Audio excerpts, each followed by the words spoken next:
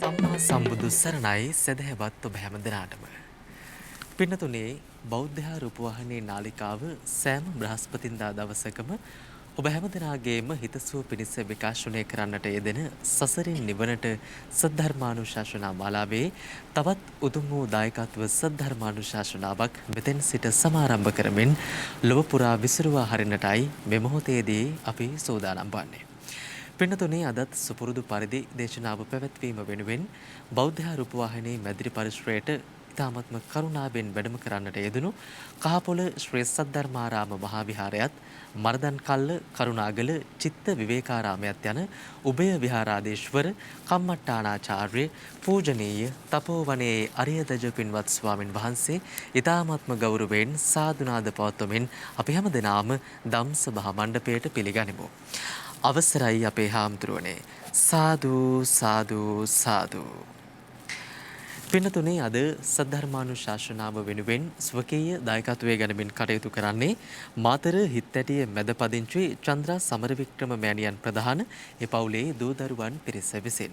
සමන්ත චක්කවාලේසු අත්‍රා ගච්ඡන්තු දේවතා සද්ධම්මං මුනි රාජස්ස සුනන්තු සග්ග මොක්කදං ධම්මස්සවන කාලෝ අයං බදන්තා ධම්මස්සවන කාලෝ අයං බදන්තා ධම්මස්සවන කාලෝ අයං බදන්තා නමෝ තස් භගවතෝ අරහතෝ සම්මා සම්බුද්දස්ස නමෝ තස් භගවතෝ අරහතෝ සම්මා සම්බුද්දස්ස නමෝ තස් භගවතෝ අරහතෝ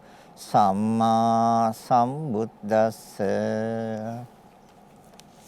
සද්ධා බුද්ධ සම්පන්න කාරුණික පින්වත්නි, පින්වත් සියලු දෙනාම සූදානම් වෙන්නේ අපේ ශාන්තිනායක ලෞතර බුදුරජාණන් වහන්සේගේ ශ්‍රී මුඛයෙන් දේශනා කර වදාළ උතුම් වූ ශ්‍රී සද්ධර්මයෙන් බිදක් ශ්‍රවණය කරන්නට. ඒ තුළින් රැස් කරගන්න අනන්ත අප්‍රමාණ පුණ්‍ය ශක්තියින් බලාපොරොත්තු වෙනවා. නමින් මියගියා වූ සංසාරගත සියලුම දෙමව්පියන් ඇතුළු ඥාතීත මිත්‍රාදීන්ට පින් අනුමෝදන් කිරීම. ඒ වගේම ගෞරවනීය දේශකයන්න් වහන්සේට නිදුක් නිරෝගීව මේ භවයේම සසර දුක් කෙලවර වේවා කියලා ප්‍රාර්ථනා කරනවා. බුත්තල බුදුගල්ලේන ආරණ්‍ය වාසී පින්වත් ලොකු ස්වාමින් වහන්සේ ඇතුළු සියලුම ස්වාමීන් වහන්සේලාට සෙත් ප්‍රාර්ථනා කරනවා. සසර දුක් කෙලවර තැකීමට වෙරදරන සියලු දෙනාට දහම් ඇස විවර වීම පිණිස උතුම් වූ ධර්ම දානයක්ම වේවා. තම තමන් තුළ පිනක් මෙන් සියලු දෙනාම සාදු කියා අනුමෝදන් වේවා. මේ දායකත්වය පින්බර දායකත්වය මාතර හිත්තැටිය මැද පදිංචි චන්ද්‍රා සමර වික්‍රම මෑණියන් ඇතුළු දූ දරුවන් විසින් පින්කමේ දායකත්වය තින් සසරින් නිවනට කියන මාතෘකාව යටතේ දේශනා කරනු දේශනා කරනු ලබන ධර්ම දේශනා මාලාවේ තවත් එක් ධර්ම දේශනයක් තමයි ඒ ධර්ම දේශනාවට තමයි පින්බර දායකත්වයේ ගත්තේ. ඉතින් අපි දීර්ඝ කාලයක් මුළුල්ලේ මේ ධර්ම දේශනා මාලාව සිද්ධ කරන්නේ. සීල විසුද්ධිය, චිත්ත විසුද්ධිය, ditthi විසුද්ධිය, කාංකා විතරණ විසුද්ධිය, මග්ගමග්ග ඥාන දර්ශන විසුද්ධිය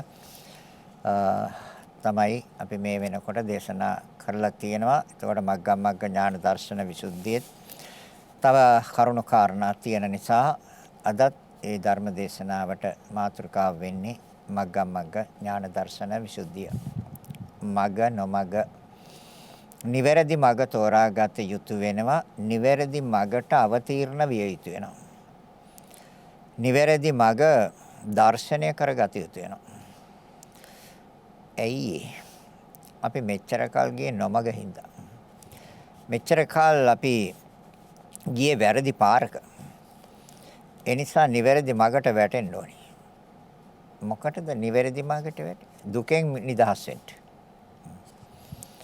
දුකෙන් නිදහස් වෙන්නේ දුකක් තියෙන හින්දා. ඒ නිසා දුකෙන් නිදහස් වෙන නිවැරදි මාර්ගයක් මේ ලෝකේ යම් කිසි කෙනෙක් දේශනා කරනවා නම් ඒ බුදුවරයෙක් විතරයි.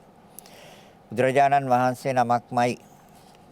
රාතන් වහන්සේ නමකට පුළුවන් ඒ බුදුරජාණන් වහන්සේ දේශනා කරාට පස්සේ ඒ මග විවෘත කළාට පස්සේ මග එලිපෙහෙලි කරාට පස්සේ රහතන් වහන්සේ නමක් ඒ අනුව දේශනා කරනවා මග.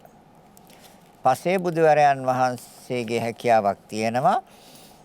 තමන්ගේම නුවණින් මේ චතුරාර්ය සත්‍ය ධර්මය අවබෝධ කරගෙන නිවනින් නිවෙන්න. හැබැයි එයාට ධර්මයේ දේශනා කරන්න හැකියාවක් නැහැ. එහෙනම් ධර්මය දේශනා කරන්නේ බුදුවරයෙක්. හැබැයි ඒ තමන්ගේම නුවණින් කිසි කෙනෙක්ගේ උපකාරයක් උදව්වක් පිහිටක් නැතුව තමන්ගේම නුවණින් ඒ ධර්මය අවබෝධ කරගෙන ලෝක සත්වයාට දායාද කරනවා. ඉතින් අද ඒක කිසිම අඩුපාඩුවක් නැතුව ඒ දහම ලෝකේ පවතිනවා. අවශ්‍ය කරන එක දෙයක් අපි මේ නිවැරදි මගට අවතීර්ණ නොවීම නිසා පිරිනිවන් පාලත් තථාගතයන් වහන්සේ අවුරුදු 2500 ගණනකුත් ගත වෙලත් අපිට තාම දුක කියන එක තේරුනේ නැහැ. ඒකට හේතුව දැක්කේ නැහැ. ඒ නිවන අවබෝධ වුනේ නැහැ. ඒකට මාර්ගය නිවැරදි වුණෙත් නැහැ. ඒ නිසා අපි මේ වර්තමාන භවයට අපි අවතීර්ණ වුණා. මේ වර්තමාන භවයත් අපි ඒ ආකාරයෙන් මේ කටයුතු සිද්ධ කරගත්තේ නැත්නම් අපි ලොකු අමාරුවක වැටෙනවා. ආයි වැටෙන්නේ දුකට.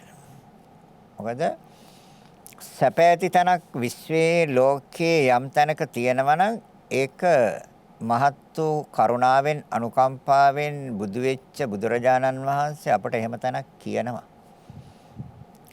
එහෙම තැනක් කිව්වේ නෑ. ඇයි? එහෙම තැනක් නැති හින්දා. ලෝකේ පවතින දුක මතයි කියන කාරණයයි බුදුවරයෙක් පෙන්වන්නේ. දුකම තමයි ලෝකේ පවතින්නේ.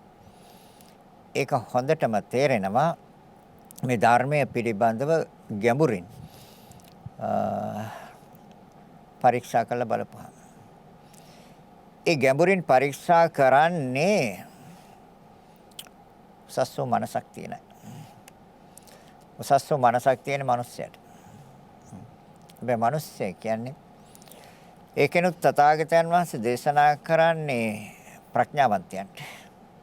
මගේ දහම ප්‍රඥාවන්තයන්ට. ඒතර ප්‍රඥාවන්තයන්ට කිව්වේ මිනිස්සු වෙලා ඉපදිලත් කොටසක් අයින් කළා. ඒ තමයි කෙලෙස් වලින් වැහිලා ඉන්න කොටස, කර්මවල විපාක විඳින කොටස, කර්ම වලින් වැහිලා ඉන්න කොටස සහ විපාක වලින් වැහිලා ඉන්න කොටස. ඒ කට්ටියට බණ කිව්වේ නැහැ. බණ කිව්වේ නැහැ. ඒ කට්ටිය බණ ඇහුවත් තේරුම් ගත්තෙත් නැහැ. අවබෝධ වුණේ නැහැ. ඉතින් අතිශය බලගත්ු කෙලෙස් තමාගේ මතයම හරි අන්මතය වැරදි කියලා ඉන්න අයට බුදුරජාණන් වහන්සේ බණ කිව්වේ නැහැ. තමන්ගේ මතය හරි. අන් සියලු මත වැරදි. ඒකට කියන්නේ ඉදං සච්චාබිනිවේෂ කාය ග්‍රන්ථ. තමන්ගේ මතයමයි හරි අනිත්‍ය වැරදි. ඒ අදටත් ලෝකේ එහෙම තියෙනවා. එයාලට බණ කිව්වේ නැහැ. තේරෙන්නෙත් නැහැ. වැටහෙන්නේ නැහැ කවදාවත්. ඒක ක්ලේශාවරණ. අනිත් එක කර්මාවරණ. කර්මාවරණ කියන්නේ අනන්තරී පාප කර්ම. මේ පහෙන් එකක් කරලා තියෙනවා නම් මුළු ධර්මස්කන්ධයම ඇහුවත් එක පදයක්වත් අවබෝධ වෙන්නේ නැහැ. අනන්තරී පාප කර්ම. යා නියත වශයෙන්ම කල්පයක් අවිච්ඡේ ඉඳලාම එන්න වෙනවා. පැසිලාම එන්න වෙනවා. අනිත් ඒ විපාකාවරණ. ඒ තමයි මන්ද බුද්ධික. උම්මත්තක. එලට මේ බණ තේරෙන්නේ. එහෙනම් අනිත් ඕන කෙනෙකුට තේරුම් ගන්න පුළුවන්, අවබෝධ කරගන්න පුළුවන්, වටහා ගන්න පුළුවන්. හැබැයි නුවණින් විමසන්න ඕනේ. බුද්ධියෙන් විමසන්න ඕනේ. ඒකට කිව්වා භාවනා කියලා. ඒකට දීපු නම තමයි භාවනා කියන්නේ. හැබැයි ඒකට ඕනේ චිත්ත ඒකාග්‍රතාවයක්. විසිරෙන සිතට තේරෙන්නෙත් නැහැ මේක. වැටහෙන්නේ නැහැ. මොකද ගහම්බීරයි. දුකක්මයි තියෙන්නේ කියන එක තේරුම් ගන්න නම් තන්පත් වූ මනසක් ඕනේ. නොවිසිරෙන සිතක් ඕනේ. එකඟ වූ සිතක් ඕනේ. ඉතින් ඒකට සමාධි කිව්වා. සමත කිව්වා. සමත භාවනාවට කියන්නේ සමාධි. විදර්ශනා භාවනාවට කියන්නේ ප්‍රඥා භාවනාව. ඒතර සමතෙන් නිවන් දකින්න බෑ. නිවන් දකින්නේ විදර්ශනා ප්‍රඥාවෙන්. ඒතර විදර්ශනා කියන්නේ විශේෂ දර්ශනය. විශේෂයෙන් පස්සතිති. විපස්සනා. ඒතර විශේෂයෙන් දකිනවා නම් විදර්ශනා. එහෙනම් මේකක් දකින්න තියෙන එකක්. නුවණින් දකින්නේ. එකයි. එහෙනම් නුවණින් දකින්න නම් පවතින දේ නුවණින් දකින්න බෑ.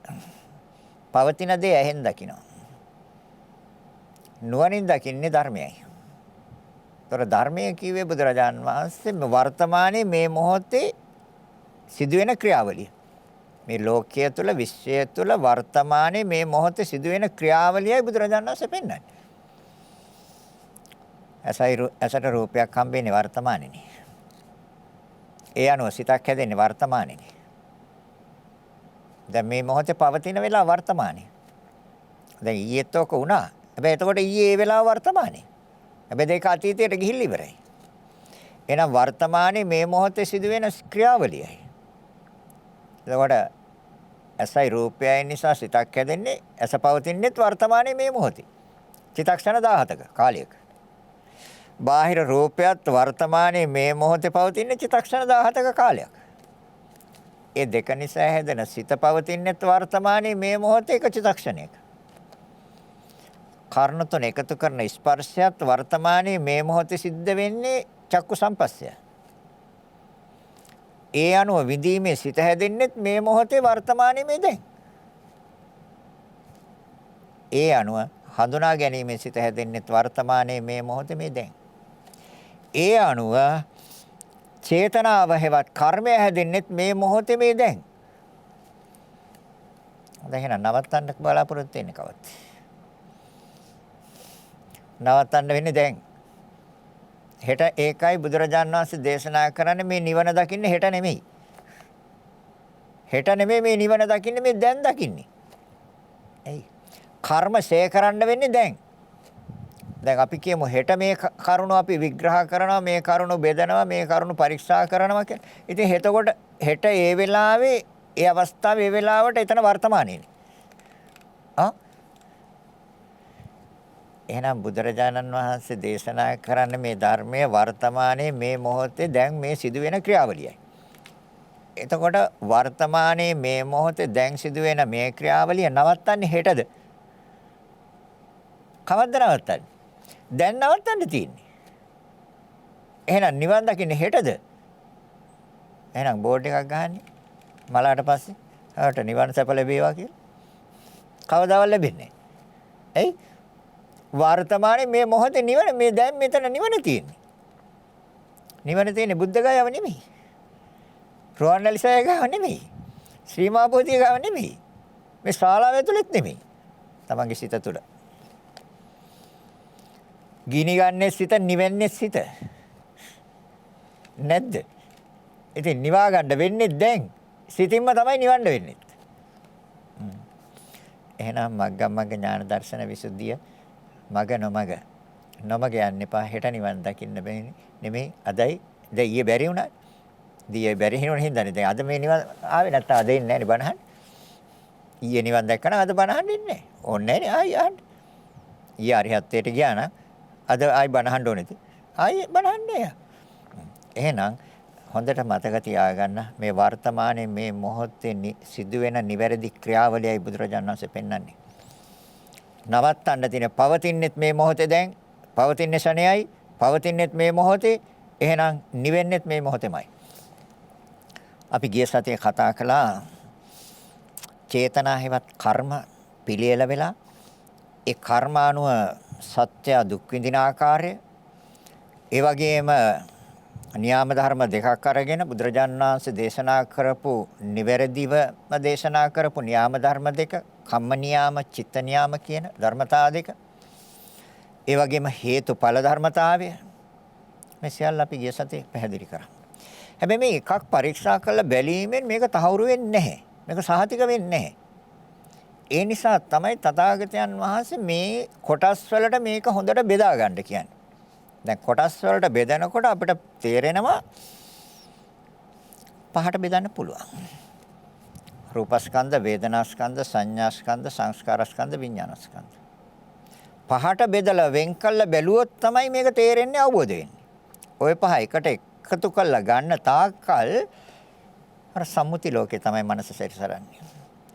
සිත ගමන් කරන්නේ, සිත සැරිසරන්නේ සම්මුති ලෝකේ. ওই පහ එකට එකතු කරලා ගත්ත තැන. ওই පහ වෙන් කරන්න. ওই පහ වෙන් කරන්න පුළුවන්. ඇයි වෙන් කරන්න පුළුවන් වෙලා තියෙන්නේ? වෙන් වෙලා තියෙන හින්දා. වෙන් වෙලා නැත්තම් මේ ලෝකේ යම් දෙයක් ඒක වෙන් කරන්න බෑ. වෙන් වෙලා තියෙන හින්දා වෙන් කරන්න පුළුවන්. එහෙනම් රූපස්කන්ධය කියලා එකක් තියෙනවා. වේදනාස්කන්ධය කියලා එකක් තියෙනවා. සංඥාස්කන්ධය කියලා එකකුත් තියෙනවා. සංස්කාරස්කන්ධය කියලා එකකුත් තියෙනවා. විඥානස්කන්ධය කියලා එකකුත් තියෙනවා. නැද්ද? තියෙනවා. හැබැයි කොටස් පහ එකකට එකක් වෙනස්. වේදනාස්කන්ධය කියන්නේ රූපස්කන්ධය නෙමෙයි. සංඥාස්කන්ධය කියන්නේ වේදනාස්කන්ධයවත් රූපස්කන්ධයවත් නෙමෙයි. සංස්කාරස්කන්ධය කියන්නේ විඥානස්කන්ධයවත් වේදනාස්කන්ධයවත් රූපස්කන්ධයවත් නෙමෙයි. එකකට එකක් වෙනස් වේ පහ. වෙන් කරන්න. වෙන් කළ බලන්න. එතකොට සම්මුති ලෝකයෙන් ඈත් වෙනවා. ප්‍රඥාප්තියෙන් ඈත් වෙනවා. ඕනේ ඈත් වෙන්නේ. සතර මහා ධාතුන්ට අයිති කොටසක් තියෙන රූපස්කන්ධය කියලා. ස්පර්ශ ප්‍රත්‍යයෙන් හටගන්න වේදනාවක් තියෙන වේදනාස්කන්ධය කියලා. මේක නැහැ කියනවා නම් යම් කිසි කෙනෙක් ඒක එයාගේ තියෙන අනවබෝධය. ස්පර්ශ ප්‍රත්‍යයෙන් හටගන්න වේදනාවක් තියෙනවා. ස්පර්ශ ප්‍රත්‍යයෙන් හටගන්න සංඥා ස්කන්ධයක් තියෙනවා. ස්පර්ශ ප්‍රත්‍යයෙන් හටගන්න සංස්කාර ස්කන්ධයක් තියෙනවා. නාම රූප ප්‍රත්‍යයෙන් හටගන්න විඥාන ස්කන්ධයක් තියෙනවා. හැබැයි ඒක තේරුම් ගන්න නම් ඒක බෙදලා වෙන් කරලා නුවණින් දකින්න ඕනේ. ඒක දකින්නට මග්ගම් මග්ග ඥාන දර්ශනය. එතකොට මග නොමග ඥාන කියන්නේ නුවණ, දර්ශනය කියන්නේ දකින්න. එතකොට නොමග දකින්නවා, මග දකින්නවා, නුවණින් දකින්නවා, විසුද්ධි කියන්නේ පිරිසිදුව. තාමත්ම නිවැරදිව දකින්න. ඒ දකින්නකොට අපි යන්න ඕනේ මෙන්න මේ විදිහට. කොහමද? තෘෂ්ණාවෙන් තොරව යන්න ඕනේ. මානෙන් තොරව යන්න ඕනේ, දිට්ඨියෙන් තොරව යන්න ඕනේ. තෘෂ්ණාවෙන් තොරව. තොර සෑම අරමුණක්ම ගන්නකොට අපිට තණ්හාවත් එක්ක බැඳෙන්න බෑ. තණ්හාවත් එක්ක බැඳුනොත් සිත නිවනට නෙමෙයි යන්නේ නොමග. ඒක නිවන් මග නෙමෙයි. මානයත් එක්ක නම් අරමුණ යන්නේ ඒක නිවන් මග නෙමෙයි, ඒක සසර මග. ගත්ත අරමුණ යන්නේ දිට්ඨියත් එක්ක නම් ඒක සසර මග, නිවන් මග නෙමෙයි. එහෙනම් නිවන් මග කියන්නේ තණ්හා, මාන, දිට්ඨි කියන ධර්මතා තුනෙන් තොරව ඕනේ යන්නේ. සෑම ආරම්මණයක්ම. ඒකට ගොඩක් අරමුණු නැහැ. අරමුණු 6යි තියෙන්නේ. රූප ආරම්මණය, ශබ්ද ආරම්මණය, ගන්ධ ආරම්මණය, නාසයත් එක්ක සම්බන්ධ. රස ආරම්මණය, පොට්ටබ්බ ආරම්මණය, කයත් එක්ක සම්බන්ධ. ධම්ම ආරම්මණය, මනසත් එක්ක සම්බන්ධ. ආරම්මන 6යි තියෙන්නේ. එහෙනම් මේ අරමුණේ රැවටෙන්නේ නැතුව ගියොත් අපි යන්නේ මග. රැවටිලා ගියොත් නොමග. එහෙනම් මග්ගම් මග්ග. එහෙනම් අපි ගන්නවා ඉස්සෙල්ලාම රූප ආරම්මණයක්. අපි රූපේ අරමුණු කරනවනේ. නැද්ද? රූපේ අරමුණු කරනවා. ඒ අරමුණු කරන්නේ කොහොමද? අරමුණු කරන්නේ ඇස ඉස්සරහට දාලා. නැත්තම් ඒ අරමුණේ ගන්න බෑ. ගන්න බෑනේ. රූපයක් අපි සිතින් අරමුණු කරනවා නම් සිතට සම්බන්ධ කරන්න ඕනේ නම් බාහිර රූපයක් අපි කාවද ඉස්සරහට දාන්නේ? ඇස දාන්න ඕනේ ඉස්සරහට. කන, නාසය, දිව, ශරීරය දාලා හම්බෙන්නේ නැහැ. ඒකට ඇස දාන්න ඕනේ ඉස්සරහට. අපි ඇසද දාන්නේ? නැහැ. අපි ක්‍රියාවක් දාන්නේ ඒකට. එතනට අපි පත් කරන්නේ ක්‍රියාවක්. එයි ඇසේ තියෙන ක්‍රියාවක්. ඒ ක්‍රියාව ඇසේ නෙමෙයි. ඒ ක්‍රියාව සතර මහා ධාතුන්ගේ. එතකොට සතර මහා ධාතුන්ගේ ක්‍රියාවක් ඉස්සරහට දාලා සතර මහා ධාතුන්ගේ ක්‍රියාවක් ඒකට සම්බන්ධ කරනවා. නිවැරදි දර්ශනය. දර්ශනය නිවැරදි. දැකීම නිවැරදි. එතකොට දිට්ඨිය එතන නැහැ. එතකොට එතන මානෙ එන්නේ නැහැ. එතන තණ්හා වෙන්නේ. තණ්හා වෙන්නේ ඇසට රූපයක් සම්බන්ධ කරලා සිතක් හැදුවොත් එතන එනවා තණ්හාව. ඇස මගේ. රූපත් මගේ. ඒ දෙක නිසා හැදුව සිතත් මගේ. එතකොට තණ්හා උපදිනවද නැද්ද? එතකොට තෘෂ්ණාව උපදිනවා. එතකොට මානෙ උපදිනවා. ඒ රූපයට අයිතිවාසිකම් කියපුවාම ඒ වටිනා වූ රූපය අපි කියමු රත්තරන් කියලා. දැන් මේ දවස්වල හරි ගණන්. දෝක අයිති කරගත්තාම මානෙ ඉන්නේ එනවා. එතකොට ආරම්භණය ගත්තේ වැරදියටනේ. දිට්ඨියෙන් ගත්තේ. ඒ කොහොමද දිට්ඨියෙන් ගත්තේ? ඒකට නමක් තිබ්බ රත්තරන් කියලා. රත්තරන් දෙක. නෑ මං කියන සතර මහා ධාතුන්ගේ ක්‍රියාවක්. බුදුරජාණන් වහන්සේ දේශනා කරන මහණෙනි ඒ තියෙන ක්‍රියාවක්. ඒ ක්‍රියාව සතර මහා ධාතුන්ගේ. ඇයි ඒ විදිහට දකින්නේ නැත්තේ? එතකොට ඒ විදිහට නිවැරදිව දැක්කේ නැත්නම් ඒ අරමුණ ගන්නෙ තෘෂ්ණාවෙන් නෙමෙයිද? තෘෂ්ණාවෙන් ගන්නෙ. ඇයි? රත්තරන් වලට කැමති.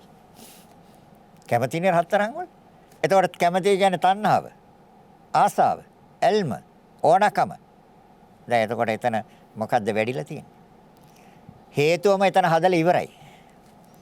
මූල හේතුවම හදලා ඉවරයි. දුකට. ඇයි?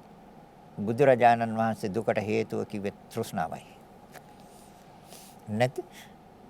ඒතර ආරම්මණය ගත්ත රත්තරන් කියලා ගන්නකොටම සිත එතන ඇලිලා ඉවරයි.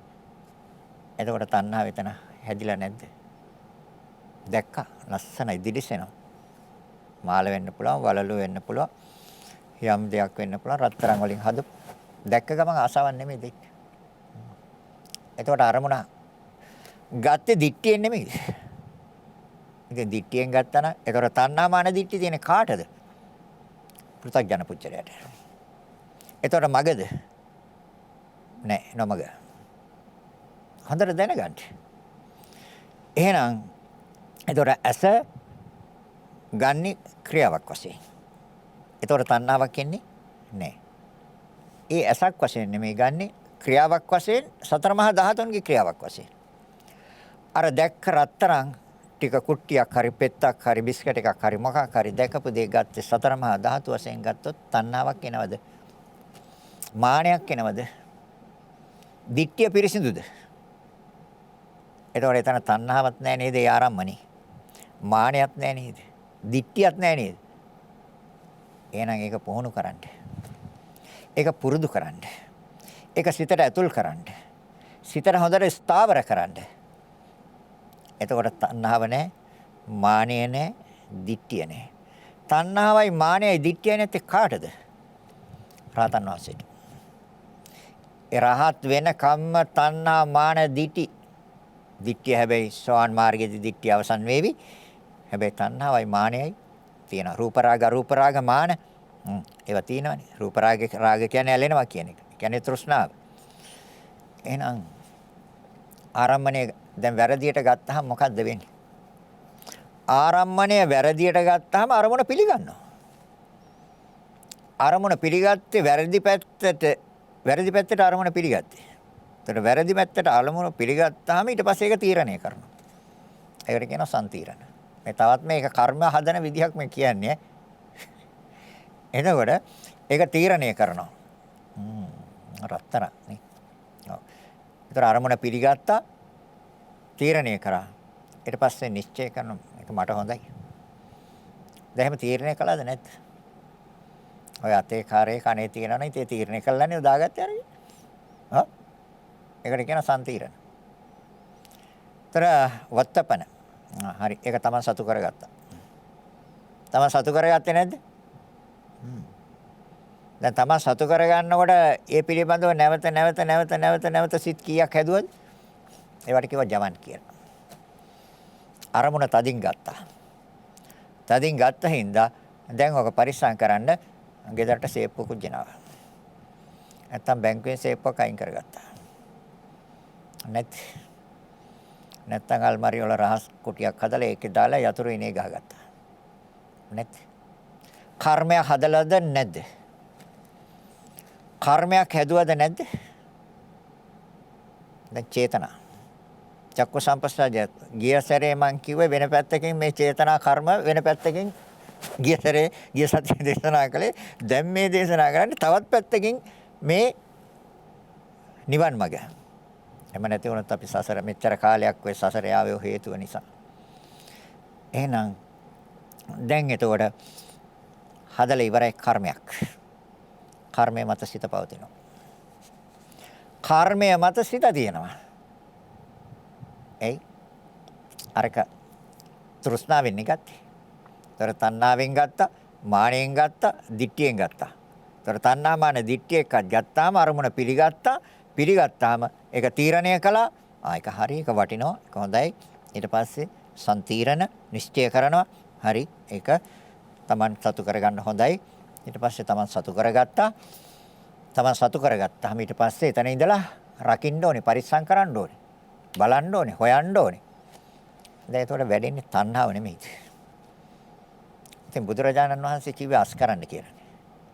දැන් මොකද්ද කරලා තියෙන්නේ? තණ්හාව අස් කරන්න කිව්වද තණ්හාව රැස් කරන්න කිව්වද? තණ්හාව රැස් කෙරුවොත් මගද නොමගද? නොමග. තණ්හාව අස් කළොත් මග. ඒ නිවන් මගයි. පැහැදිලිද කියන එක? එහෙනම් එතකොට කර්ම සකස් වෙන්නේ නැහැ නේද? එතකොට කර්ම සකස් වෙන්නේ නැත්තම් සිතට පවතින්න බෑ. සිතට පවතින්න බැරි නම් පුනර්භවයක් නැහැ. සංඛාර නිරෝධා විඥාන නිරෝධෝ. සංඛාර පච්චයා විඥාන. දැන් අපි තවදුරටත් ඒක පරීක්ෂා කරනවා තවත් ආකාරයකින්. ඒ තමයි දැන් මේ තෘෂ්ණාව නිසා දුක ඇති වෙනවා කියලා බුදුරජාණන් වහන්සේ දේශනා කරන්නේ. තණ්හාව නිසා දුක හට ගන්නවා. ඒතර දුකට එකම හේතුව තෘෂ්ණාව හැටියටනේ පෙන්වන්නේ.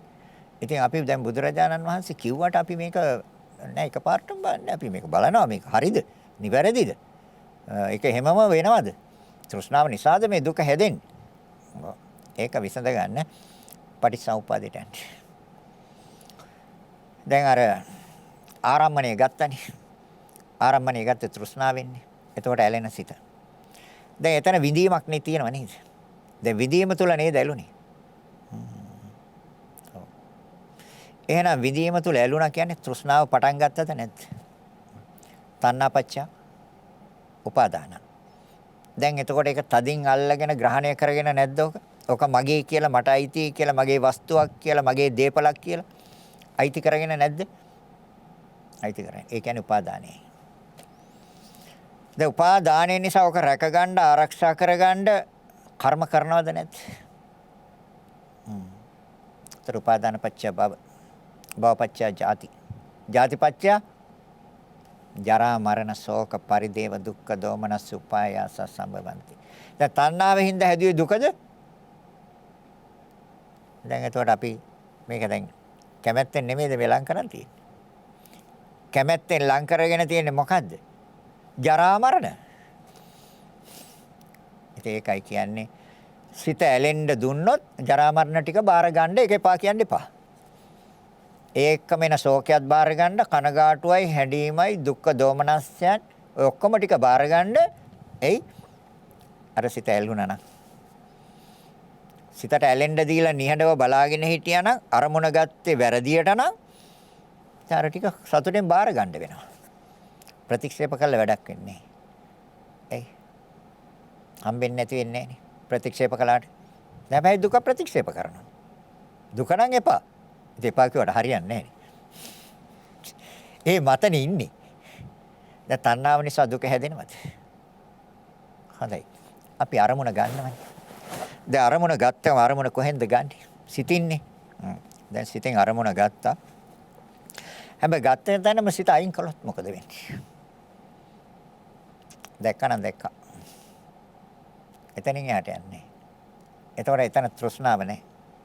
එතන මානයක් නැහැ. දැක්කේ ක්‍රියා දෙකක් වශයෙන්. ඇසේ ක්‍රියාව දැක්කා. අර රත්තරන් බඩු වල උපකරණ ක්‍රියාවක් දැක්කා. එතන තියෙන සතර මහා ධාතුන්ගේ ක්‍රියාවක්. ඒ දෙක නිසා තව ක්‍රියාවක් පටන් ගත්තා. ඒ දෙකීමේ සිතේ ක්‍රියාව. දැන් එතන ඉඳලා හඳුනාගත්තා. ඒතකොට හඳුනා ගැනීමේ ක්‍රියාවට ගියා. විඳීමේ සිත. ඒතකොට විඳීම හොඳයි ඒක. ඊට පස්සේ හඳුනා ගැනීමේ සිතට ගියා. ඊට පස්සේ බලවත් වීමේ සිතට ගියා. ඒ කියන්නේ වේදනා සංඥා සංකාර. දැන් පැහැදිලිද? දැන් එහෙනම් ඒ පැත්තෙන් ගියත් අපිට පේනවද අපි යන්නේ කර්ම වලට කියලා? ඒ තවත් පැත්තකින් කිව්වේ කර්ම වලට යන්නේ හැටි. එහෙනම් කර්ම ශේකොලොත් මොකද වෙන්නේ? අරමුණ දැක්ක තැනම නවත්තුවොත් මොකද වෙන්නේ? දැක්කා එතනින්ම නැවතුවා. නවත්තන්න පුළුවන්. හැබැයි නවත්තන්න සතිය හා යෝනිසෝ ඒ දෙන්න ඕනේ. ඒ දෙන්න නැතුව බෑ වෙන් කරන්න. ඒ දෙන්න තමයි පෙන්නලා දෙන්නේ. 100න් පෙන්නලා දෙනවා. යෝනිසෝ මනසිකාරයෙන් අයින් කරනවා. ඇලෙන්න දෙන්නේ. අයෝනිසෝ මනසිකාරයෙන් ඇලෙනවා. 100 එතන නෑ. නිවැරදිව දර්ශනය වුණේ නෑ. නිවැරදි දේ නිවැරදි ආකාරයෙන් දර්ශනය වුණේ. සම්මුතියෙන්මයි ගත්තේ. සම්මුතියෙන් ගත්ත තැන මොකද වෙන්නේ? එතකොට පරමාර්ථ ධර්ම වශයෙන් අවිද්‍යාමාන දේ සම්මුති වශයෙන් විද්‍යාමානයි. ඒතර සම්මුති වශයෙන් විද්‍යාමානයි කියන්නේ රත්තරන් එක. ඒක රත්තරන් මාලයක්. ඒක රත්තරන් වලල්ලක්. රත්තරන් කරාබුවක්. ඒ ආදී වශයෙන් ඒකට අපි දුන්න සංඥාවක් සම්මුතියක් දුන්නා. දැන් සම්මුතියෙන් ගත්තාම දෙකේ අනිත්‍ය දකින්නේ. ඒකේ අනිත්‍ය දකින්නවද සම්මුතියෙන් ගත්තොත්? නෑ. ඒකේ ආයශ කොච්චරද? ඒ චිත්තක්ෂණ 17යි. ඊට එඩි පවතින්නේ. නැවත සතර මහා ධාතු ඍතු මේ ධර්මතා දෙකෙන් හේතුන්ගෙන් තමයි ධර්මතාවය පවතින්නේ. සංසාරේ අති දීර්ඝ කාලයක් අපි ගත්තොත් අපිට ඒක මුල හොයන්න බෑ කිව්වනේ බුදුරජාණන් වහන්සේ. අනන්ත අප්‍රමාණ මේ ලෝකයේ ඇද්ද මේ විශ්වයේ ඇද්ද යම් රත්තරන් ප්‍රමාණයක්. ඔය සියලුම රත්තරන් අපි ඇඟිලි වල දාගෙන තියෙනවා. කරේ දාගෙන තියෙනවා. කන් වල දාගෙන තියෙනවා. අද තියෙන්නේ මෙච්චරයි හැබැයි. මේ විශ්වයේ මේ ලෝකයේ ඇද්ද යම් රත්තරන් ප්‍රමාණයක්. ඔය සියලු මේවා මේ සංසාරේ ඒ තරම් දීර්ඝයි මේ සසරේ. අදත් යම් හීනි චේන් පොටකට පොඩි කරාබුවකට පොඩි වලල්ලකට අදත් තණ්හාව හදනවා. ඇයි? පුබ්බන්තේ ඥානන්නේ. පෙර භවයේ පිළිබඳව නුවණ නැහැ. බුදුරජාණන් වහන්සේ පටිච්ච සමුප්පාදයෙන් පෙන්නන පෙර භවයේ පිළිබඳව නුවණ පුබ්බන්තේ ඥානං. ඒ මොකද්ද? පුබ්බන්තේ ඥානං කියන්නේ පෙර භවයේ පිළිබඳව නුවණ. පෙර භවයේ පිළිබඳව නුවණ නැත්තම් පුබ්බන්තේ අඥානං. පුබ්බන්තේ අඥානං කියන්නේ අවිද්‍යාව. පුබ්බන්තේ ඥානං කියන්නේ විද්‍යාව. පෙර භවය දාන්න. එහෙනම් පෙර භවයේ ඔය තණ්හා මාන දිටි නිසා නෙමෙයිද අපි තව වර්තමාන භවයක් හැදුවේ. එතකොට අපි පෙර භවයේ හිටියේ විද්‍යාවේද අවිද්‍යාවේද? පෙර භවයේ හිටියේ අවිද්‍යාවේ. එහෙනම් අවිද්‍යාව නිසා නේද අපි සංස්කාර කියන කර්ම වලට ඉඩ දුන්නේ අර අරමුණ වැරදි ආකාරයෙන් අරගෙන. අරමුණ ගත්තේ නිවැරදි ආකාරයට නෙමෙයි අරමුණ ගත්තේ වැරදි ආකාරයට. වැරදි ආකාරයට ගත්තාම අනුපිළිවෙල කොහාටද යන්නේ? සසරට. අරමුණ බාරගත්තා, නිශ්චය කළා, ඒක තීරණය කළා. ඒතර සම්තීරණ. ඒකට කියන්නේ අරමුණ පිළිගන්නවට කියන්නේ සම්පටිච්ඡන. පිළිගත් අරමුණ රත්තරන් කියලා පිළිගත්. ඒතර සම්පටිච්ඡන. ඊට පස්සේ සම්තීරණ, තීරණය කරනවා. ඒක රත්තරන් එක වටිනවා. ඒක කැරට් 24. අද එහෙමත් තීරණයක් දානවා. දැන් වත්තපන. ඊට පස්සේ නිශ්චය කරනවා. මේක මට හොඳයි. ඊට පස්සේ ජවන්. ඒ කියන්නේ සිත ක්‍රමක්‍රමයෙන් බලවත් වෙනවද නැද්ද? බලවත් වෙනවා. ඕකේ වටිනාකම් වැඩි වෙන්න බලවත් වෙනවා. වෙළඳ පොලේ වටිනාකම් වැඩි වෙන්න ආසාව බලවත් වෙනවද නැද්ද? එතකොට වැඩින්නේ මොකද්ද? තණ්හාව වැඩින්නේ තවත්. අයි. දිට්ඨියෙන් ගත්තේ. පැහැදිලිද දේශනා කරන එක? එහෙනම් දැන් ඒතර හදන්නේ කර්ම. මේ තණ්හාව නිසා කර්ම හදනවා. කර්ම සකස් කරන තෘෂ්ණාව නිසා. එහෙනම් කර්ම මත සිත. ඒ තමයි ඒතර චක්කු සම්පස්සජා චේතනා. හරිද එතකොට? ඒතර චේතනා කියන්නේ කර්මයයි. කර්ම හැදුවොත් සසර. කර්ම හැදුවේ නැත්තම් ඉතින් එහෙනම් ඒක ගැන අතහරින්නකො. හැබැයි අතහරින්න ඕනේ නිවැරදිව දැනගෙන නිවැරදිව දැකගෙන. නිවැරදිව දැනගත්තා නිවැරදිව දැකගත්තොත් අතහරින්න නැත්තම් කවදාවත් අතහරින්නේ නැහැ. කොච්චර අතහරින්න කිව්වත් අතහරින්නේ නැහැ. අවසාන අවස්ථාවේ හරි එල්ලෙනවා කි. නැත්. ඔව්. සෝත සම්පස්ස. ඒතර අපි කනින් අහන දේවල්. නේ. දැන් කනින් අහන්නේ ශබ්ද. දැන් ශබ්දය අපි ආරම්භණයක් වශයෙන් පිළිගන්නවා. මේ අරමුණු හයක් කරන් මේ නොමග මග පෙන්වන්නේ අපි ගිය සතියේ කතා කළේ චේතනා. ඒතර දැන් මෙතනිත් අපි පෙන්නනවා චේතනා කියන ඒ කර්ම ස්වභාවයට යන ආකාරය ඒ යන්නේ මේ වැරදි ආකාරයෙන් දැකීම තුල කියන කරුණොයි මේ පෙන්වන්නේ නොමග හා මග. මොකද අපි මෙච්චර කාලයක් නොමග ගියා. ඉතින් තවදුරටත් නොමග ගියොත් අපි විඳින්නේ දුක්. එහෙනම් අපි වර්තමානයේවත් අපි නිවැරදි මගට වැටුණොත් අපි දුකෙන් නිදහස් වෙනවා. එහෙනම් අපි එතනට යන්න නම් අර තණ්හා මාන දිට්ටි කියන ධර්මතා වලින් තොරව ඕනේ යන්න. ඒකට හැබැයි ඒ ධර්මතාවයන් හරියට පෙන්නලා දෙන්නේ සිහි කළා දෙන්නේ සමසතිය. යෝනිසෝ මනසිකාරයෙන් අර තෘෂ්ණාව කියන එක අයින් කරනවා. තෘෂ්ණාවට ඉඩ දෙන්නේ යෝනිසෝ මනසිකාරය. අයෝනිසෝ මනසිකාරය තමයි තණ්හාවට ඉඩ දෙන්නේ. එහෙනම් එයාට යෝනිසෝ මනසිකාරය නැහැ. ඒතර සම්මා නැහැ. නිවැරදි සිහිය නැහැ. ඒතර බුදුරජාණන් වහන්සේ දේශනා කරනවා නිවන් දකින යම් කිසි කෙනෙකුට නිවන් දකින්න අවශ්‍ය නම් එයා නියත වශයෙන්ම මේ ධර්මතා දෙකත් එක්ක යන්න ඕනි. මොකද්ද? සතිය හා යෝනිසෝ මනසිකාරය. දැන් මිහිරි ශබ්දය. ඒතර ශබ්දය අහන්න නම් කන දාන්න ඕන ඉස්සරහට. වෙන ඉන්ද්‍රියකින් අහන්න බෑ. බෑ. ඒතර කන කියන්නේ මොකද්ද? කන කියන්නේ ක්‍රියාවක්. කනේ නෙමෙයි ක්‍රියාව තියෙන්නේ සතර මහා ධාතුන්ගේ. ශබ්දය කියන්නේ ශබ්දයක් තියනවද සත්‍ය වශයෙන්? නැහැ. ලෝකේ නැහැ ශබ්දයක්. ශබ්දයක් හැදෙනවා. ශබ්දයක් සකස් වෙනවා. ශබ්දයක් නිර්මාණය වෙනවා ධර්මතා හතරක එකතුවකින්. පඨවි ආපෝ තේජෝ වායෝ. ওই ධර්මතා හතරෙන් තමයි ශබ්දයක් සකස් වෙන්නේ. නැත්නම් ශබ්දයක් හදන්න බෑ. තද ගතිය, දියර ගතිය, උෂ්ණේ වාතය. ඔය හතරේ එකතුවක් තමයි ශබ්දේ තියෙන්නේ. එහෙනම් එතන තියෙන ක්‍රියාවක්. ඒ ක්‍රියාවක් කියන්නේ ඇතිවනසනේ නැති වෙනවා. ඇතිවනසනේ නැති වෙනවා. ඒ ශබ්දය ඇතිවනසනේ නැති වෙනවද නැද්ද? ඇතිවනසනේ නැති වෙනවා. ක්‍රියා දෙකක් තියෙනවා. එතකොට අපි එහෙමද අරගෙන තියෙන්නේ අපි අර සම්මුති වශයෙන්ද අපේ සිත පවතින්නේ. සම්මුති වශයෙන් පවතිනකොට කියන මට ඇහෙනවා කියලා. මට ඇහුණා කියලා. දැන් එහෙම කිව්වොත් හරිද? වැරදි. එහෙනම් නිවැරදි. එහෙම ගන්න තාක්කල් අර ශබ්දයේ පිළිබඳව තණ්හා වෙනවා. ඇලෙනවා. ශබ්දයේ මිහිරි නම් ක්ෂණයෙන් තෘෂ්ණාව වෙනවද නැද්ද? ඔව්. ඒතර ඒ ශබ්දය තමන්ගේ නිවසේ නම් තියෙන්නේ හඬ මිහිරි හඬ මිහිරි ශබ්දය තමන්ගේ නිවසේ නම් මානයක් ඉන්නේ නැද්ද? වටිනා සංගීත උපකරණයක් නැත්නම් වටිනා ඔය මිහිරි හඬ නිකුත් කරන වටිනා උපකරණ තියෙනවනේ. ඒවා තමන් සතු වුණාම මානයක් එන්නේ නැද්ද? එනවා. දැක්කේ වැරදියට. වැරදියටනේ දැක්කේ. ඒතර ඒ ශබ්දය ආවේ කොහොමද කියලා තේරුම් ගත්තේ නැහැ, අවබෝධ කළේ නැහැ, වැටහුනේ නැහැ. ශබ්ද සකස් වුණේ සතර මහා ධාතුන්ගේ කියලා ගත්තොත් මේක සතර මහා කන සතර මහා ධාතු අර ශබ්දය සතර මහා ධාතු කියලා ගත්ත තැන තෘෂ්ණාවක් එනවද? එන්නේ. මානයක් එනවද එතන? නැහැ. අර උපකරණය සතර මහා ධාතුන්ගේ නෙමෙයිද? ක්‍රියාවක් නෙමෙයිද? උපකරණය? ශබ්දය නිකුත් කරපු සතර මහා ධාතුන්ගේ ක්‍රියාවක්. ඒ දෙක නිසා පටන් ගත්ත තව ක්‍රියාවක්. ඒ දෙක එකතු වුනේ නැත්නම් ඉදිරි පිළිවෙලක් සිද්ධ වෙන්නෙම නැහැ. සිතක් හදන්න බෑනේ. කනයි ශබ්දයයි නැතුව සිත හදන්න බෑ.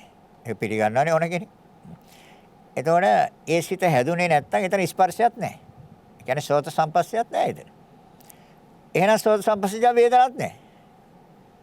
හරිද? සෝත සම්පස්සජ සංඥාවක් නැහැ. සෝත සම්පස්සජ චේතනක් නැහැ. එහෙනම් මේ හදන්නේ මේ අභ්‍යන්තර ආයතන හා බාහිර ආයතන මේ ආයතන දෙක එකතුවක් නෙමෙයිද මේ ඉදිරි පිළිවෙලම හදන්නේ. දැන් එතනින් හදලා නවතිනවද? චේතනා වලට ගිහිල්ලා නෑ එතනිනුත් යනවා ඊට පස්සේ තවත් විතර්ක වලට යනවා. විතර්ක කියන්නේ නැවත නැවත කල්පනා කරනවා. නැවත නැවත කල්පනා කරනවා. විචාර වලට යනවා. විචාර කියන්නේ නැවත නැවත සොයා බලනවා. නැවත නැවත සොයා බලනවා. එතකොට මොකද්ද වෙඩින්නේ කියලා බලන්න. තණ්හාව තව පෝෂණය වෙනවා. තවත් වර්ධනය වෙනවා. තවත් වැඩෙනවා. අර චේතනා කියන මට්ටමට ගිහිල්ලා එතනින් දෙනවා විතර්ක ਵਿਚාර වලට. තව ටිකක් ඉස්සරහට යන්න. එතකොට තමයි උපාදානයට යන්නේ. කල්පනා කරනවා. දැන් අර හඬ මිහිරි වශයෙන් ගත්තේ. එතන මිහිරි වශයෙන් ගත්තා කියන්නේ අරමුණ පිළිගත්තා. ඊට පස්සේ තීරණය කරනවා. සම්තීරණ. ඒක හරි ලස්සනයි හඬ. හරි මිහිරි. තීරණය කරනවද නැද්ද? තීරණය කරනවා. ඊට පස්සේ නිශ්චය කරනවා. අනේ මේක මම ගෙදර ගිහින් අහන්න ඕනේ මේක තිස්සෙම. තව හොඳට දවස් දින හොඳට අහන්න ඕනේ දවස් ගානේ අහන්න ඕනේ මේක හරි ලස්සනයි. හරි. පිළිගන්නවද නැද්ද? සම්තීරණ වත්තපන. ඊට පස්සේ දැන් එතකොට මතක් වෙන වෙලාවට ගිහිල්ලා ඔය යන්ත්‍රේ ක්‍රියාත්මක කරනවද නැද්ද? එතකොට මොනවද ඉන්නේ සිත්? ඒවට කියන්නේ චවන්. ධර්මමුණ තදින් අරගෙන තියෙන. ඉතින් මැරෙන වෙලාවට මතක් වෙන්න පුළුවන් සමහර විට උපකරණ. පියානෝ එකක් වෙන්න පුළුවන්, গিitar එකක් වෙන්න පුළුවන්, එහෙම නැත්නම් ඩ්‍රම් සෙට් එකක් වෙන්න පුළුවන්. ඉතින් මොකක් හරි වෙන්න පුළුවන් ඉතින්. මැරෙන වෙලාවට මතක් වෙනවා. ඔකේ අහල පාල කැරපොත් එක්ක හරි වෙලා ඉන්නවා. අන්න ඒකයි භයංකාරකම. සංකාරපච්චය විඥාන. එතන කර්ම හදලා තියෙන්නේ. කර්ම සකස් කරලා තියෙන්නේ එතන. චේතනා ඒක අල්ලගෙන තියෙන්නේ මනසින්. ග්‍රහණය කරගෙන තියෙන්නේ. තණ්හා උපාදාන. දැන් මරණාසන්න මොහොතේ මතක් වෙන එක. කොහේයි කියලාද හිතන්නේ. අන්න එතකොට මොකද්ද වෙන්නේ? සැප ඇති තැනකට දාවේ. අපි කියමු කැරපොත්තෙක් වෙලා හෝනෙක් වෙලා එහෙම නැත්නම් පුංචි සතෙක් වෙලා ඉන්න. දැන් ගෙදර ඉන්න ක්‍රෝමීන් නාශය කරන ගහන ප්‍රෙස් එකක් මොකක් හරි. දැන් ගහනවනේ සමහර ගෙවල් වල. දැන් අම්මා කියලා දන්නවද? තාත්තා කියලා දන්නවද? දුව පුතා කියලා දන්නවද ඇවිල්ලා ඉන්නේ? නෑ. එතනින් එහාට ඒව නෑ සම්බන්ධකම් නෑ එතනින් එහාට. හැබැයි අරයා ආවේ කොහමද? එයා ආවේ සංකාරපච්චය විඥාන. පැහැදිලිද කියන එක? ඒකයි තථාගතයන් වහන්සේ දේශනා කරන්නේ මහණෙනි මේ ලෝකයේ තියෙන දුක මත. දුක උඩයි මේ ලෝකයේ තියෙන්නේ. මේ හදන්නේ දුක්. අපි සෑම අරමුණක්ම අරගෙන හදන්නේ දුක්. ඒ කියන්නේ නොමග. එහෙනම් තණ්හා මාන දිට්ටි වලින් තොරව ඕනේ යන්න. එහෙනම් අර කනයි ශබ්දයයි නිසා හැදෙනවා එතන ක්‍රියාවක් තියෙන්නේ. එතන ස්පර්ශයේ ඒකෙත් ක්‍රියාවක් තියෙන්නේ. අනිත් එක වේදනා. ඇතිවන සනෙන් නැති වෙන එක ක්‍රියාවක්. යම් දෙයක් හට ගන්න සනෙන් නැති වෙනවා නම් ඒක ක්‍රියාවක් නේ. දිගටම පවතින දෙයක් තමයි පවතිනවා නම් යම් දෙයක් ගන්න පවතින දෙයක් හැටියට ගන්න. ඇතිවන සනෙන් නැති වෙනවා නම් යම් දෙයක් එතන මොකද්ද තියෙන්නේ? එතන ක්‍රියාවක් තියෙන්නේ. හටගත්ත නැති වුණා. වේදනාව කියන එක චිත්තක්ෂණයක් තුළ ඇතිව නැති වෙනවා. ඒ තමයි උදේ වැය. ඒ දර්ශනය නිවැරදිව ගත්තොත් රැස් කරන්නේ නැහැ. රැස් කරන්නේ අස් කරනවා. ඒකයි තථාගතයන් වහන්සේ දේශනා කරන්නේ නිවැරදිව දැනගන්න, නිවැරදිව දැක ගන්න, එතකොට අස් කරයි. එහෙ නැති තාක්කල් රැස් කරනවා. දැන් එනවා. ඒතර විඳීමේ ක්‍රියාව. ඊට පස්සේ හඳුනා ගැනීමේ ක්‍රියාව ඒකත් ඇතිවන සැනේ නැති වෙනවා. හඳුනා ගැනීමට පවතින්න පුළුවන්ද? බෑ ඒක සිතේ ක්‍රියාවක්. ඒතර සිතේ ආශයක චිත්තක්ෂණයයි. ඇතිවන සැනේ නැති වෙනවා.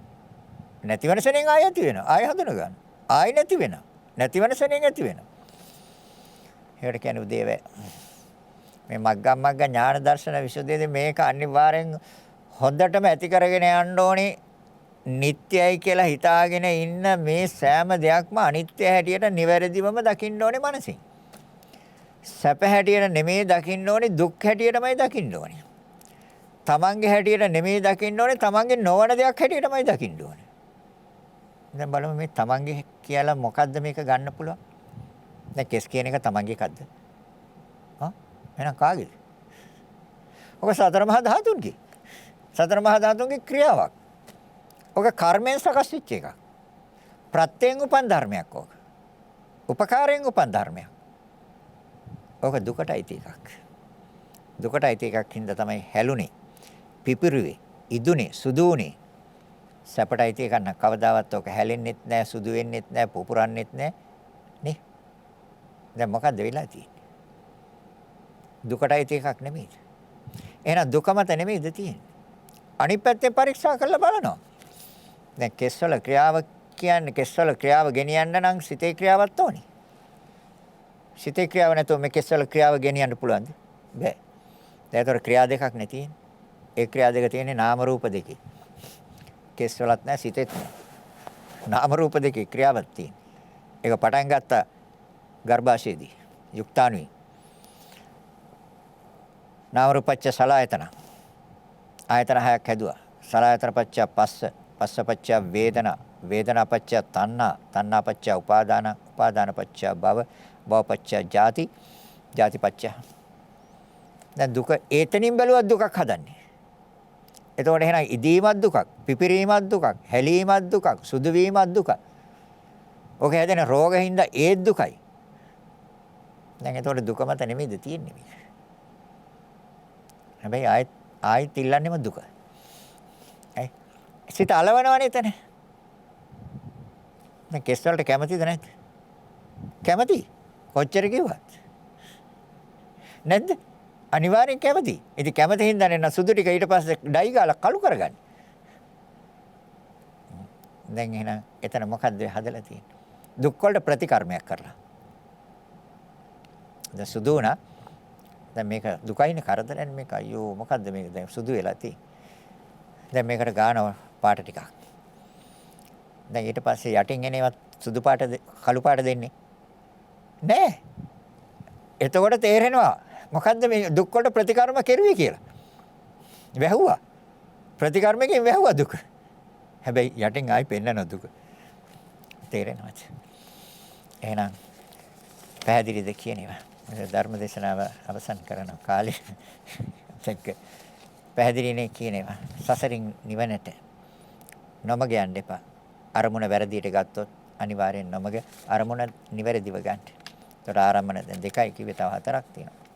රූපාරම්මන, ශබ්දාරම්මන, ගන්ධාරම්මන, රසාරම්මන, පොට්ටබ්බාරම්මන, ධම්මාරම්මන. ඔය අරමුණේ රැවටෙනවා අපි. ඒ රැවටීමට තමයි මෝහය කියන්නේ. මුලා වෙනවා මෝහය කියන්නේ අරමුණේ රැවටෙන එක. අවිද්‍යාව කියන්නේ ඒකයි. එහෙනම් අවිද්‍යාවෙන් විද්‍යාවට එන්න ඕනේ. මෝහයෙන් මිදෙන්න ඕනේ. ඒතර මෝහයෙන් මිදෙනවා කියන්නේ අවිද්‍යාවෙන් විද්‍යාවට එනවා කියන්නේ මග. ඒ තමයි මග. ඒතර සසරින් නිවනට. ඒ නැති තාක්කල් නොමග. ඉතින් නොමග ගියා ඇතිනේ දැන් නේ. ඔව්. දැන් අවුරුදු 70ක් තිස්සේ නොමග ගිහිල්ලා දැන් කට්ටියටම තේරිලා තියෙනවා. ඒ පැත්තෙන් බැලුවත් අපි නොමග ගිහින් තියෙන්නේ නේ. ඒතකොට එහෙනම් මේ සංසාර ප්‍රවෘත්තියටත් අපි මෙච්චර කල් ගිහින් තියෙන්නේ නොමග. එහෙනම් නිවැරදි මගක් දේශනා කළ බුදුරජාණන් වහන්සේ ඒ ආර්ය ශ්‍රාංගික මාර්ගයේ ඒ මාර්ගයට අපි නිවැරදිව අවතීර්ණ වෙන්න ඕනි. මේ ධර්මය අවබෝධ කරගෙන මේ ප්‍රවෘත්තිය නවත්තන්න. පැවැත්ම. මේ පැවැත්මක් තියෙන්නේ ප්‍රවෘත්තියක් තියෙන්නේ. ඒ ප්‍රවෘත්තිය නාම රූප දෙකේ. පුච්චරේ සම්බන්ධ කරගන්නත් එපා පුච්චරයෙන් මේකට. පුච්චරෙක් මේකේ නැහැ. සම්මුතිය තමයි පුච්චරයක් හදාගත්තේ. පරමාර්ථයට ගියාම පුච්චරයක් නැහැ. පරමාර්ථ ධර්ම වශයෙන් ගත්තාම විද්‍යාමානයි පුජ්‍යලෙන් නැහැ කියන එක. සම්මුති ලෝකේ විද්‍යාමානයි පුජ්‍යලෙක් ඉන්නවා කියන එක. තේරෙනවද? නමුත් ධර්මයේ තියෙන්නේ පරමාර්ථය. හොඳයි. ධර්ම දේශනාව නිමාවටපත් කරනවා. දායකත්වයේ මාතර හිත්තටිය මැදපදිංචි චන්ද්‍රා සමර වික්‍රම මෑණියන් ඇතුළු දරුවන් විසින් අරමුණ අප නමින් මිය ගියා වූ සංසාරගත සියලුම දෙමව්පියන් ඇතුළු ඥාති හිත මිත්‍රාදීන්ට පින් අනුමෝදන් කිරීම. ඒ වගේම ගෞරවනීය දේශකයන්න් වහන්සේට නිදුක් නිරෝගීව මේ භවයේම සසල දුක් කෙලවර වේවා කියලා ප්‍රාර්ථනා කරනවා. බුත්තල බුදුගල්ලෙන ආරණ්‍ය වාසී පින්වත් ලොකු ස්වාමින් වහන්සේ ඇතුළු සියලුම ස්වාමින් වහන්සේලාට සෙත් ප්‍රාර්ථනා කරනවා. සසර දුක් කෙලවර දැකීමට වෙරදරන සියලු දෙනාටත් දහම් ඇස විවර වීම පිණිස උතුම් වූ ධර්ම දානයක්ම වේවා. තම තමන් කළ පිනක් මෙන් සියලු දෙනාම සාදු කියා අනුමෝදන් වේවා කියලා ප්‍රාර්ථනා කරනවා. එමනම් මේ රැස් කරගත් අනන්ත අප්‍රමාණ පුණ්‍ය ශක්තියෙන් ඒ තමන් නමින් පරලෝකසප සංසාරගත යම් ඥාති කවුරු හෝ ඇද්ද දෙමෝපියන් ඇතුළු යම් කෙනෙක් කවුරු හෝ ඇතනම් පින් බලාපොරොත්තු මේ උතුම් පුණ්‍ය ශක්තියෙන් අනුමෝදන් වීම සුවපත් වේවා. සැපෙන් සැපයටපත් වේවා. ඒ සෑම කෙනෙක්ම උතුම් වූ නිවනින්ම සැනසෙත්වා කියලා ඉදම්මේ ඥාතීනං හෝතු කියන ගාථාවන් කියන්නේ.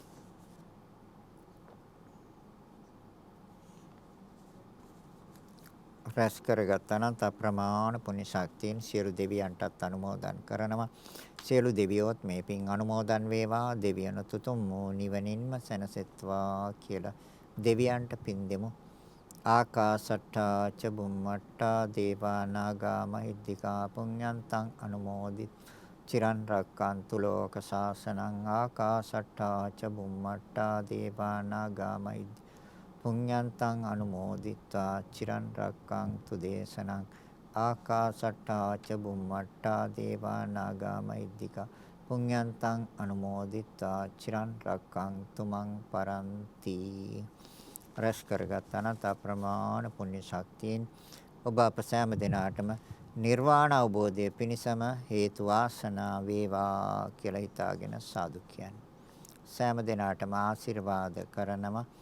අභිවාදන සීලිස නිච්ඡං වත්තාපචායිනෝ චත්තාරෝ ධම්මා වඩ්ඩಂತಿ ආයුවන්නෝ සුඛං බලං ආයුරාෝග්‍ය සම්පatti සග්ග සම්පatti මේවත අතෝ නිබ්බාන සම්පatti ඉමිනාතේ සමිජ්ජතු.